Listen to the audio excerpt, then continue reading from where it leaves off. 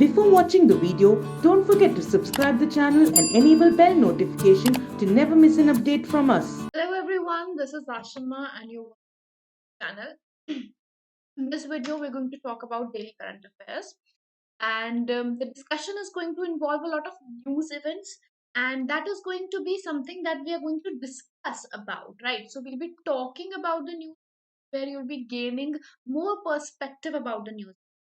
And later on, as we go ahead, I'll be also hinting you about the format of questions possible. So this video is going to help all the aspirants who are preparing for any of the examination, any government examination you're preparing for, help you. And it is also going to help those students who are preparing for an interview and need to keep in touch with the news event, because in interview you have a lot of questions that are asked from the daily news event, right? So you have to have an idea about the news events and the happenings and what's happening, where it's happening. So that is going to, this session is going to help you in that ideal as well. So do share the video, like the video, and subscribe to the channel for daily videos. Now we'll be moving ahead with our discussion. The first news event we're going to talk about is a BioAsia 2021, which was organized recently. Now, whenever there's a recent organization, you have to know about various aspects that are alongside it, right? So, what are the aspects alongside BioAsia? That is, now when we talk about related aspects, what do we mean? We mean that when it was organized, who organized it, what was the aim of this, all of that. So, having a look at that. First of all, it was 18th edition of BioAsia, and it was held between 22nd of February to 23rd of February. What was the theme this year? Move the needle was the theme this year. Now, furthers about this. First of all, what was the focus? Now, when we're talking about any event, there has to be certain focus areas. So this year, the focus of BioAsia was on COVID-19, on medical technology or meditech, on global health. These three, and pharma, that is, these four events were the focus events of COVID-19. Of this, including COVID-19, were the theme of BioAsia. Now, apart from that, there was various discussions on science, on industry, on the potential that India has about supply chain resilience, and a lot of things. Alongside, knowing about position of India and biotechnology is equally important. So India has become the third largest biotechnology destination in the Asia Pacific region as per the recent sectors, as per the recent findings. Now, if we talk about USFDA, that is United States Food and Drug Administration, that India has, so India has more than 500 United States Food and Drug Administrations which have been approved by biotechnology plants of India. That is also one of the biggest achievements of Indian biotechnology. Then India is largest supplier of vaccines, be it BCG, DPT, measles, all of these vaccines. India is the largest supplier. That is also very, very important, right? Moving ahead, farmer produce organizations. Now, these have been announced recently to be, set up. So, what is exactly in that new central sector scheme has come up, which is by the name Formation and Promotion of 10,000 farmer produce organizations. For the same purpose, 6,865 crores have been allotted for forming it. That is, for formation of 10,000 new FPOs, 6,865 crores have been already allotted.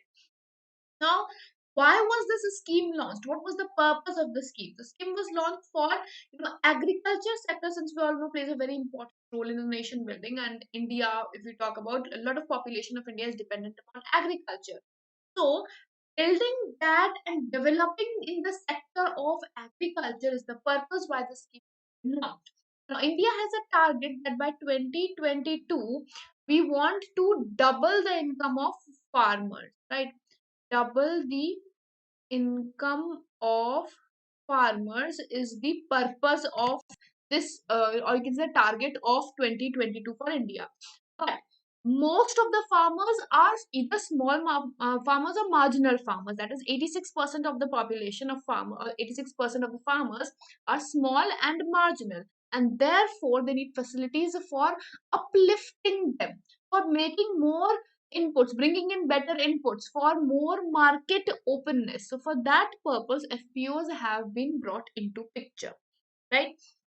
Now, who is going to fund this? As we told you, central government is going to fund it because it's a centrally sponsored scheme. And uh, one district, one product cluster will be created for the specialization. One district, one product clusters will be created for promotion of specializations. Moreover, more market access is going to be available to the members. Agriculture and horticulture, both the procedures are going to be uplifted or increased. And formation and promotion of FPOs will be done using IAs or implementing agencies. Now, how many implementing agencies are there? Presently, there are 9 implementing agencies. What are those agencies? Small Farmers Agribusiness Consortium, National Bank for Agriculture and Rural Development, that is NABARD, very important, National Cooperative Development Corporation, NCDC, Northeastern Regional Agriculture Marketing Corporation Limited, NERAMA, Small Farmers Agribusiness Consortium Haryana, SPAC, and NAFED, National Agricultural Cooperative Marketing Federation of India, Watershed Development Department, WDD, then Tamil Nadu Small Farmers Agribusiness Consortium, TNSFAC, and FDRVC, Foundation for Development of Rural Change, Ministry of Rural Development. These are the 9 implementing agencies that are going to help in implementation of FPOs. Right now, what will IAs or implementing agencies do?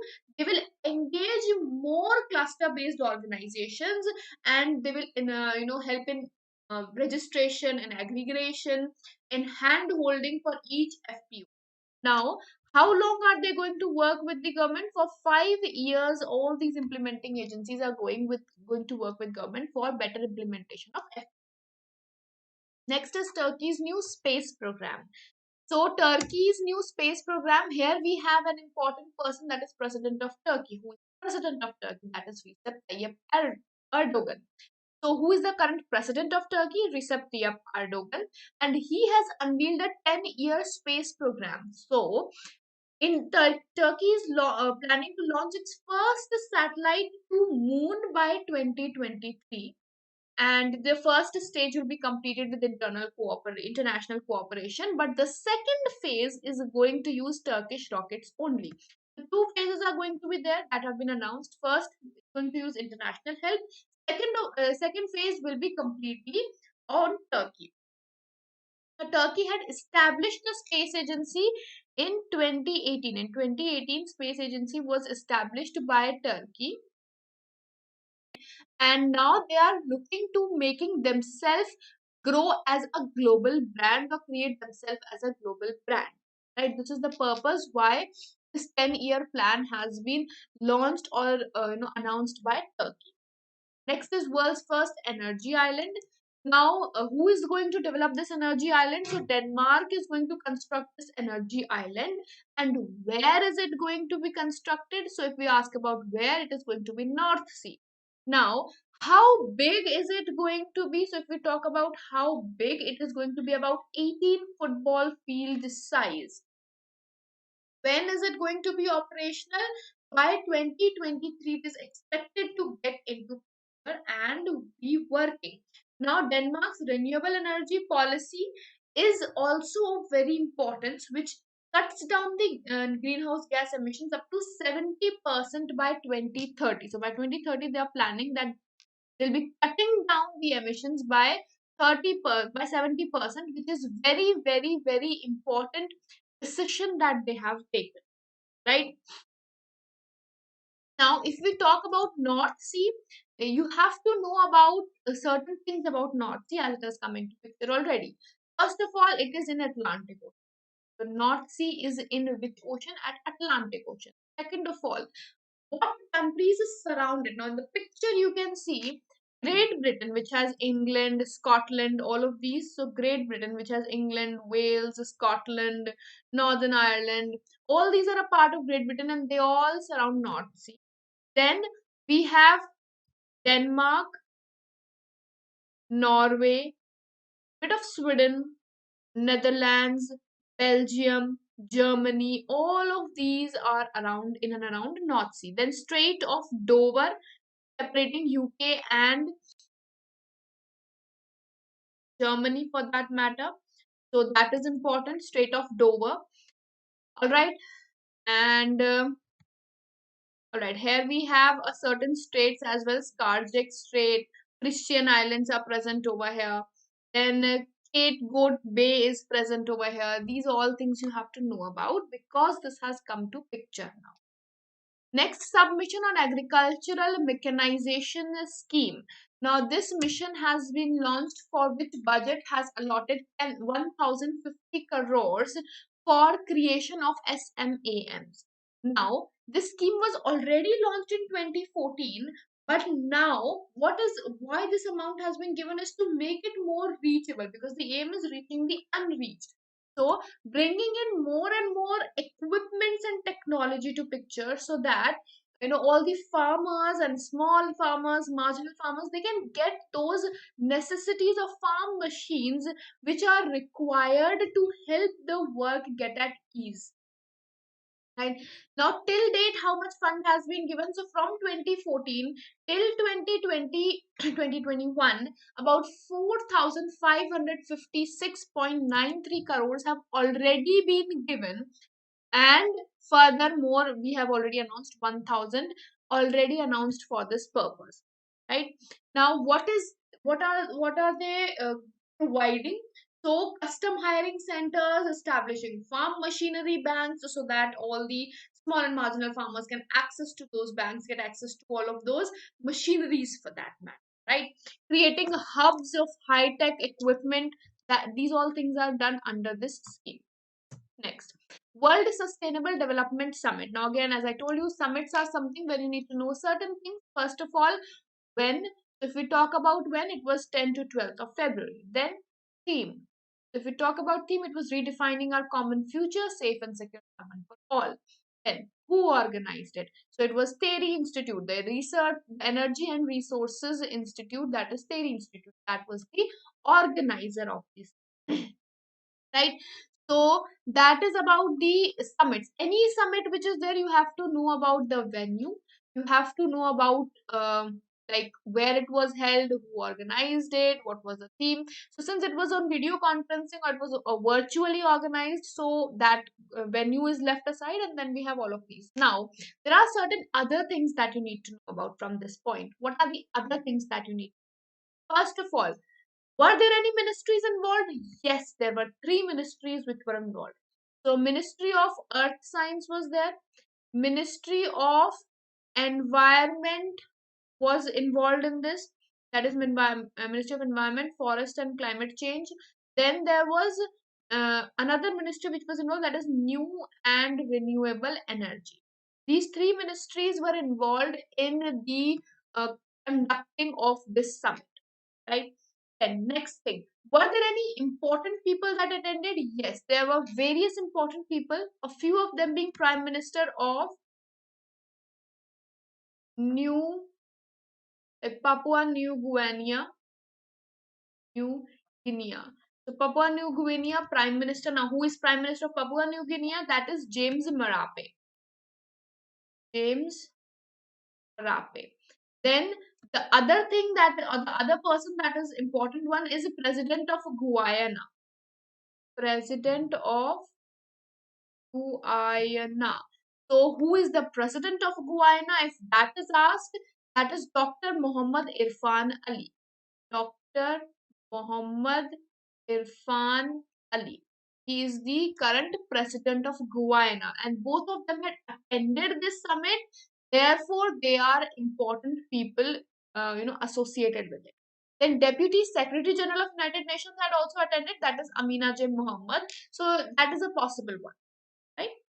Then going ahead, Economic Times Awards for Corporate Excellence were given recently. So if we talk about who were the recipient of this award, then who are these people, all of that is important. So let's have a look at that.